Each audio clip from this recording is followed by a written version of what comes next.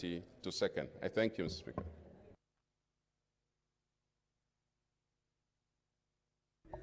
Mr. Speaker, I beg to second the motion.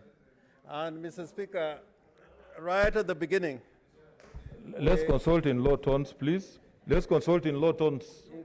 Including the Attorney General Emeritus. Mr. Speaker, in fact, when people are consulting loudly, it looks like even the weight of this onerous duty that the Senate has is being taken lightly, because there is no other institution in the country other than the Senate and the courts of law, and it's not the ordinary court, it is the High Court and the Supreme Court that can remove an elected leader from a position on which he's been elected.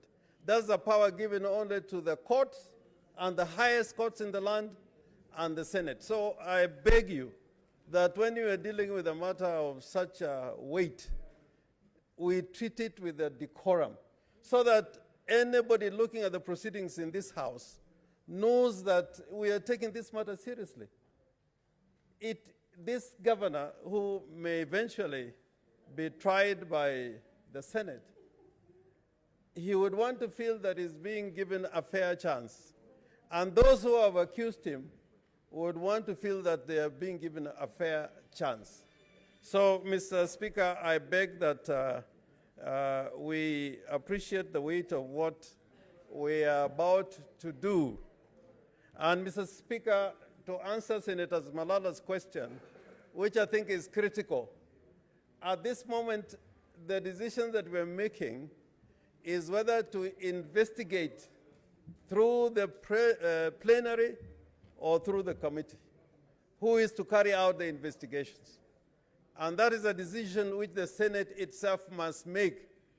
Do we go by the way of plenary or do we go by the way of committee? And that's a decision of the Senate comprising of all the members and particularly the delegations. So I do not want, and with respect, anybody to feel that, this is like a prejudgment. We are going by the history, the little history you have had. There were moments during the Wambora case that almost everybody unanimously felt that the correct way was to go was through the committee. But I think, we have shifted goalposts. When one comes, we think the committee is good. When another one comes, we think plenary is the best way to go. So, Mr. Speaker, I like what the House Business, or rather the Senate Business Committee decided, that it is now the Senate sitting as plenary to decide whether we go by plenary or by the committee, not the Senate Business Committee. Because when the Senate Business Committee has ever makes that decision, when it's brought before the House, you can just get from the air what the feeling of the members are. In fact, the last time, the leader of majority declined to move the motion, not because people did not like the committee, but because of the names they saw. So what I think we are trying to do is that if you want to go by the way of committee, let us have that decision. And then we come with another motion with names, then you are the ones who are going to make the decision.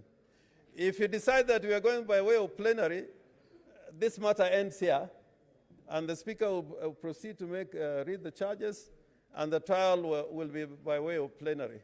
So I think this is a very democratic process for us to make that decision. Finally, Mr. Speaker, I want to say that in my many years in Parliament, many years in Parliament, I would encourage, from my own experience, that each senator has got his own self-worth. And when you sit or come before the Senate as a parliamentarian, you have your own self-worth. And me, I can never be intimidated in my political life.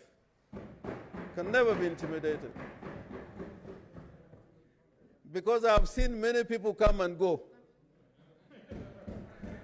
I've seen many powerful people come and go.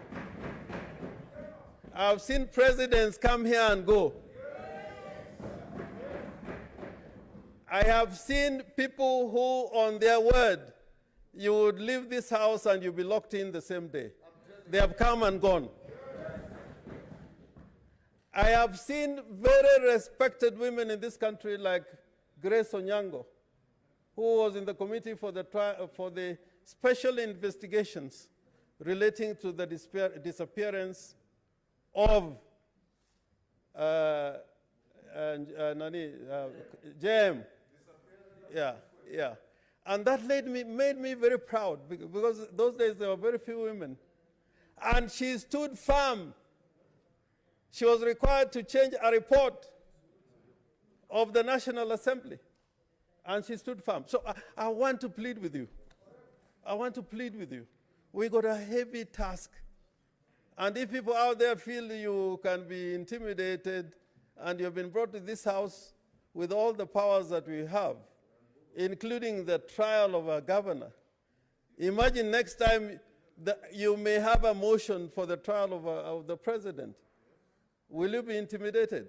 So I urge you, for the future of this country, in the performance of your constitutional duties, never be intimidated.